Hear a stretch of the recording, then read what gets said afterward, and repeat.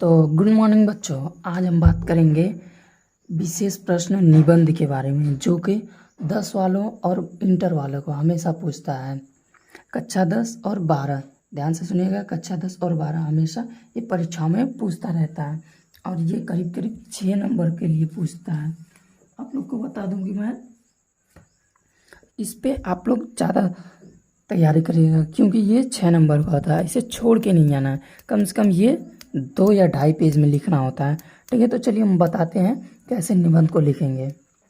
देखिए, हम निबंध लिखेंगे जनसंख्या वृद्धि पे। ठीक है बच्चों, किस पे? जनसंख्या वृद्धि पे। आप लोग पेपर में पढ़े होंगे, श्री योगी आदित्यनाथ जी जनसंख्या दिवस पे कुछ लॉन्च किए हैं। ठीक है बच्चों, तो ये जनसंख्या वृद्धि बहुत ही महत्वपूर्ण, ठीक है। अब देखेंगे, सबसे पहले हम जानेंगे लिखेंगे कैसे निबंध। देखिए बच्चों, निबंध लिखने का एक तरीका होता है। देखिए, ये पहले रूपरेखा होता है। ठीक है, आप प्रश्न उत्तर डाल के ये उत्तर में लिखेंगे रूपरेखा। ठीक है बच्चों, रूपरेखा। फिर उसके पश्चात आप देखिए, यहाँ हम दिखा रहे हैं आपको, ये प्रस्तावना। ठीक है बच्चों, ये प्रस्तावना, पहले हेडिंग प्रस्तावना, यही चीज़ प्रस्तावना की हम ये लिखेंगे। ठीक है बच्चों, मैंने नीचे डाल दिया आप लोग को समझाने के लिए, क्योंकि पहले आप यहाँ से लिखेंगे रूपरेखा, फिर प्रस्तावना में ये लिखेंगे। ठीक है बच्चों, ये जितना है ये प्रस्तावना में लिखेंगे। चलिए हम बताते हैं आप लोग कैसे।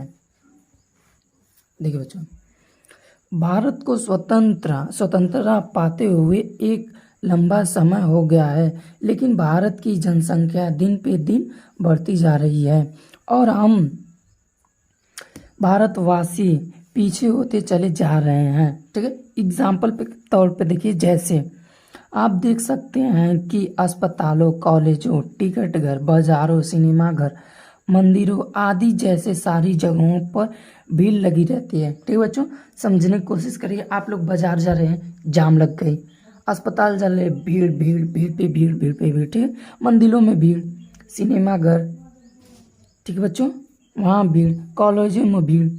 आप लोग के लिए एकदम लाइन पे लाइन लगी रहती है, रेस लगी रहती है वहाँ पे कि सबसे पहले हम, सबसे पहले हम। ठीक है बच्चों, तो यही प्रस्तावना में आप लोग को लिखना है जो मैं बताऊँ।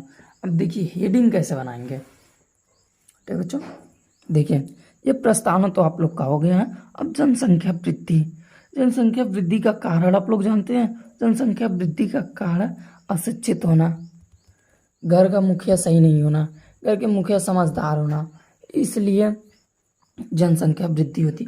आप लोग समझदार हैं, आप लोग इसको बना के लिख सकते हैं। बस आप लोग को हेडिंग अच्छी तरीके से याद होना चाहिए और एक नज़र उसको देखिए और आप खुद देख सकते हैं। ये परिवार नियोजन की आवश्यकता है, परिवार नियोजन की आवश्यकता है। आप समझ सकते हैं मैं क्या कहना चाहता हूँ। उसको सीमित रहना चाहिए। देखिए, छोटा परिवार रहेगा तो सुखी परिवार रहेगा, छोटा परिवार रहेगा तो उसको खाने का, शिक्षा का, कमाई का अवसर ज़्यादा होगा। अब यही ज़्यादा बड़ा हो जाए तो सबको खाने की, शिक्षा की, तो अब सोच लीजिए आपके घर में एक पापा कमाते हैं और मान लीजिए भाई हैं, कई भाई हैं और लोग, तो ये कम पड़ेगा। तो इनका नियोजन आवश्यकता है। ठीक है बच्चों, अब देखेंगे परिवार नियोजन की उपाय। ठीक है बच्चों, उपाय में आप क्या लिखेंगे? उपाय में ये लिखेंगे, परिवार सीमित रहना चाहिए, छोटा परिवार रहना चाहिए और इससे हमें क्या फ़ायदा होगा? इससे हमें फ़ायदा ये होगा, अच्छी शिक्षा मिलेगी। ठीक है बच्चों, नौकरी की रहेगी, खाने पीने की अच्छा व्यवस्था रहेगी, पढ़ने लिखने का अच्छा व्यवस्था रहेगा। ठीक है बच्चों, अब देखिए जनसंख्या वृद्धि से भ्रष्टाचार। अब मैं बता रहा हूँ जनसंख्या वृद्धि से भ्रष्टाचार क्या होगा। ठीक है बच्चों, देखिए आप जितना ज़्यादा यहाँ जनसंख्या रहेगी उतना ज़्यादा भ्रष्टाचार होगा। आप इस समय का माहौल देख ही रहे होंगे। ठीक है बच्चों, इससे क्या होगा? आपको कोई नौकरी चाहिए, ठीक है बच्चों, कोई कह दिया हमें 5 लाख दे दो हम तुम्हें नौकरी दिला देंगे, तो ये हो गया भ्रष्टाचार। इसी प्रकार से बहुत से सारे भ्रष्टाचार हो रहे हैं। ठीक है बच्चों, तो आप लोग ये देख चुके होंगे। हेडिंग देख लीजिए, हेडिंग क्या है।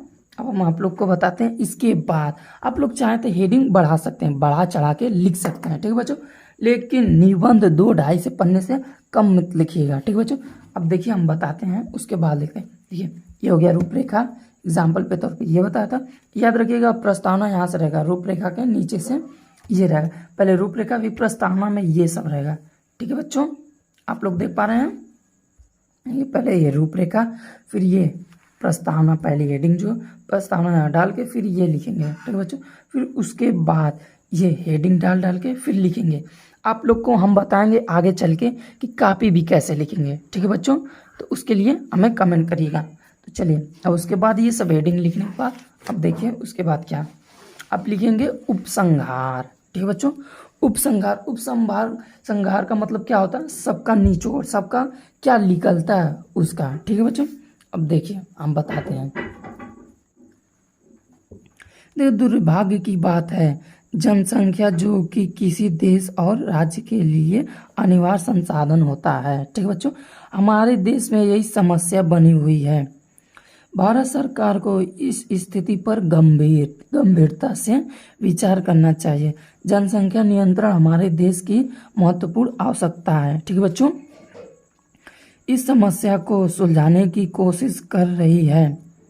हम और आप इसको मिलकर सुधारने के सफल करें। ठीक है बच्चों, ये आपको दिखा नहीं होगा।